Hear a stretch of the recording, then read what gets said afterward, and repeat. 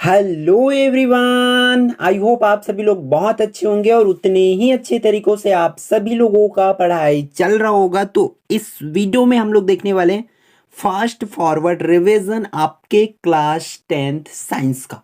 ठीक है, मीन्स आपका शॉर्ट नोट कैसे बनाया जाता है, क्लास 10th साइंस को कैसे आप लोग एक शॉर्ट नोट बना सकते हैं।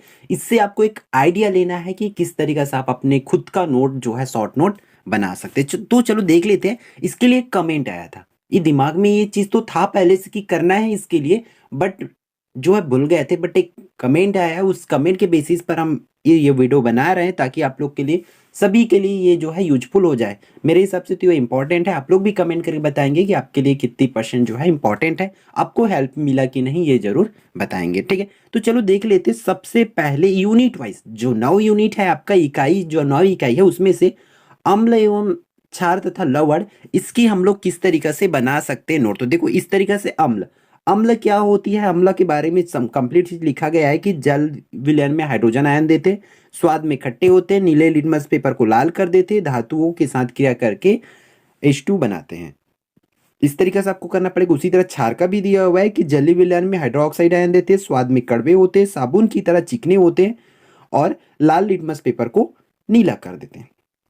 तो ये क्षार हुआ। फिर लवण किसे कहते हैं ये भी आपको पता होना चाहिए कि क्या क्या लवण है, वो भी आपको याद होनी चाहिए। तो इस तरीके से आप इसका शॉर्ट नोट बना सकते हैं। कॉस्टिक सोडा, विरंजक चूर्ण, खाने का सोडा, धावन सोडा, ये सब चीज, प्लास्टिक और पेरिस साधारण नमक, क्योंकि इसका रासायनिक सूत्र लिखने के लिए बोला जाता है, तो इस चीजों को आप लोग याद रख सकते हैं। तो ये होगा इसका शॉर्ट नोट। फिर आगे देख लेते हैं धातुएं तथा अधातुएं, जो दूसरा इकाई है उसका शॉर्ट नोट आप लोग इस तरीके से बना सकते हैं। जैसे कि धातुएं जो होती है, धातुओं के दो गुणों को आपको याद रखना है। धातु किसको बोलते हैं ये परिभाषा आपको ये पता होनी चाहिए। उसके बाद उसके भौतिक गुण पूछा जाता है, आपको पता है रासायनिक गुण। इस हिसाब से आप लोग इस तरीके से बना सकते हैं।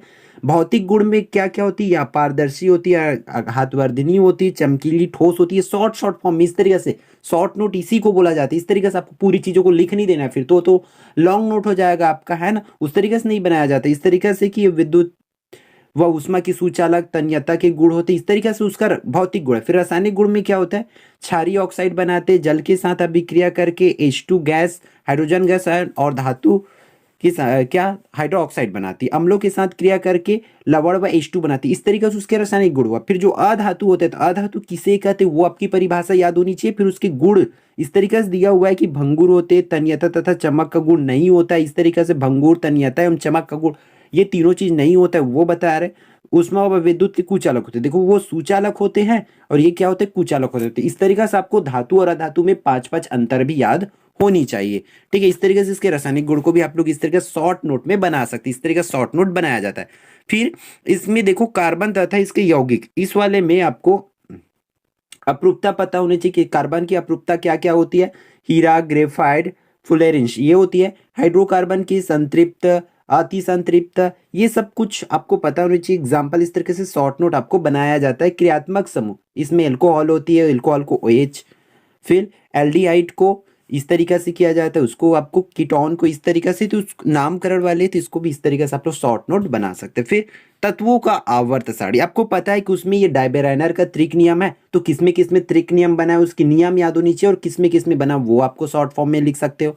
ये देखते ही आपको पूरी चीजें परिभाषा उसको याद हो जाना चाहिए। आपको पूरी परिभाषा लिखना नहीं है, सिर्फ टॉपिक का नाम लिख देना है। आपके दिमाग में वो आप जब रिवीजन करोगे, फास्ट फॉरवर्ड में रिवीजन करोगे, जब लास्ट टाइम एग्जाम टाइम में इसको देखोगे, ठीक है, तो इसको लास्ट टाइम में बनाओगे तो पढ़ोगे कब, इसलिए अभी से बनाते हुए रखो धीरे धीरे, और आपको लास्ट टाइम में ये काम आएगा। ठीक है, डायबेराइनर देखते ही आपको डायबेराइनर का पूरा त्रिक नियम याद होनी चाहिए, नियम याद है। फिर किन किन तत्वों के बीच बना था, कितने त्रिक बना था, सब कुछ कंप्लीट याद होनी चाहिए। उसी तरह न्यूलैंड का अष्टक नियम, इसमें क्या है, आपको क्या अष्टक नियम क्या उसको करना है। फिर किन किन तत्वों के बीच बना था, कितना बना था, उसको याद रखना। फिर आवर्त सारणी में आपको मेंडलीव के आवर्त सारणी में क्या क्या है उसकी विशेषता और कमी आपको कर लेना है। आधुनिक आवर्त सारणी की क्या क्या कमी और उसकी विशेषता है, कब उसकी आवर्त सारणी में जब ऊपर से नीचे आता है तब क्या होता है, दाएं से बाएं जाते हैं या बाएं से दाएं जाते हैं तो तब उसमें कौन से गुण क्या होता है, सब कुछ आपको कंप्लीट कर लो, फिर इसकी नंबर जो है आपका फिक्स हो जाएगा। फिर जैव प्रक्रम, जैव प्रक्रम में आपको कंप्लीट सॉरी, आपको ये याद होना चाहिए, पोषण, श्वसन, परिवहन।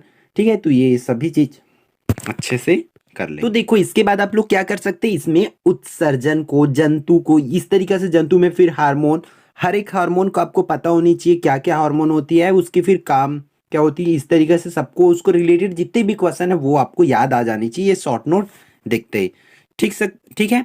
फिर जीव जनन कैसे करते हैं उसमें आप लोग को इस तरीके से इसका शॉर्ट नोट है कंप्लीट, आप लोग इसको देख लेंगे।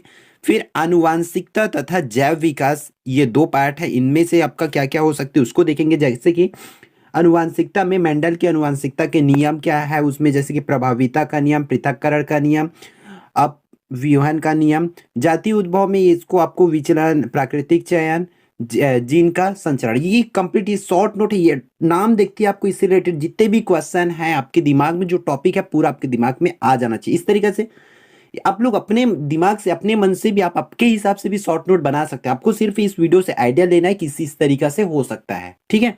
फिर जैव विकास में देखो डार्विन का सिद्धांत क्या है, मेंडल के प्रयोग, इस तरीके से जो है आपको कंप्लीट करनी होती है, तो ये आपको कर सकते हैं। फिर हम लोग प्रकाश में देखो, प्रकाश में आपको परावर्तन पढ़ेंगे कि परावर्तन किसे कहते हैं, अपवर्तन। फिर उसमें देखो कंप्लीट इस तरीके से उसकी formula angle I equal to angle r करके करेंगे।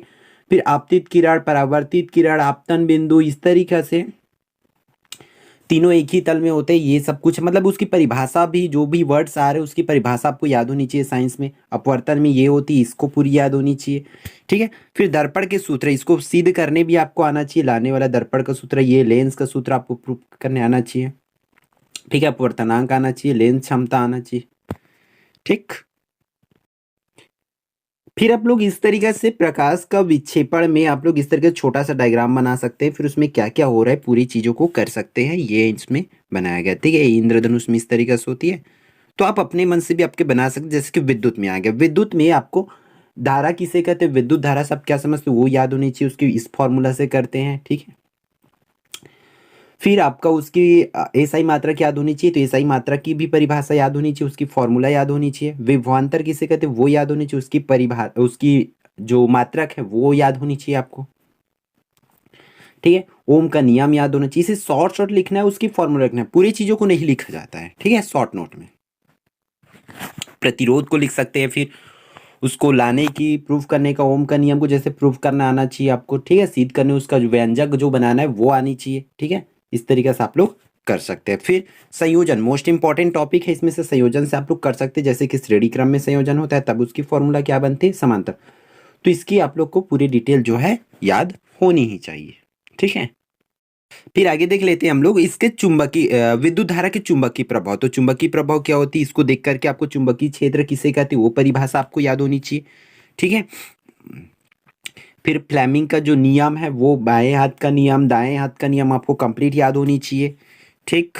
इस तरीके से विद्युत जनरेटर किस सिद्धांत पर काम करते हैं उसको याद होना चाहिए। फ्यूज क्या होती है, उस तरीके से प्रत्यावर्ती धारा, दिष्ट धारा, इस तरीके से आपको क्या करना होता है, शॉर्ट नोट बनाना होता है। ये हमारा फिर हमारा पर्यावरण से इस तरीके से आप लोग शॉर्ट नोट बना सकते हैं कि खाद्य जाल, खाद्य श्रृंखला क्या होती है, कंप्लीट आप लोग डिटेल ले सकते हैं। फिर कुछ आप क्या कर सकते हैं अपने लिए इस तरीके से रिमेम्बरिंग पॉइंट, ये मस्ट होती है, इसको बनाना ही चाहिए कि आपको अपने हिसाब से कि क्या क्या याद करने लायक चीजें हैं वो आप बना सकते हैं। ठीक है। इस तरीके से शॉर्ट नोट, ताकि आप लोग का जो नंबर है वो फिक्स हो पाए। ठीक है। तो इस तरीके से आप इसको बना सकते हैं। ठीक है। आई होप ये पूरी वीडियो आपके लिए यूजफुल रहा होगा, तो वीडियो को लाइक करेंगे और यदि आप लोग चैनल पर नए होंगे तो चैनल को सब्सक्राइब कर लेंगे, ताकि हम आपके बोर्ड एग्जाम की तैयारी में हेल्प कर पाए। और साथ ही साथ अगर आप लोग सब्सक्राइब करते हैं तो आपको हमारे जो चैनल में जितनी भी वीडियो आएगी उसकी अपडेट आपको आसानी से मिलेगा, है ना। इसलिए बेल आइकन भी ऑन करके रखेंगे ताकि आप इंस्टेंट सही टाइम में आप लोग तक वीडियो जो है पहुंच पाए।